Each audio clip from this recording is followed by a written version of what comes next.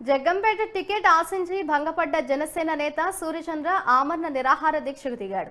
నిన్న టీడీపీ జనసేన టికెట్లు ప్రకటించగా జగ్గంపేట టికెట్ను టీడీపీకి చెందిన జ్యోతుల నెహ్రూకు కేటాయించారు. దీంతో భంగపాటుకు గురైన సూర్యచంద్ర అచ్యుతాపురంలోని దుర్గమ్మ ఆలయంలోకి వెళ్లేందుకు యత్నించగా పోలీసులు వారిని అడ్డుకున్నారు. దీంతో మార్గ మధ్యంలోనే నిరాహార దీక్షకు దిగారు ఆయన. అరే ఫాలో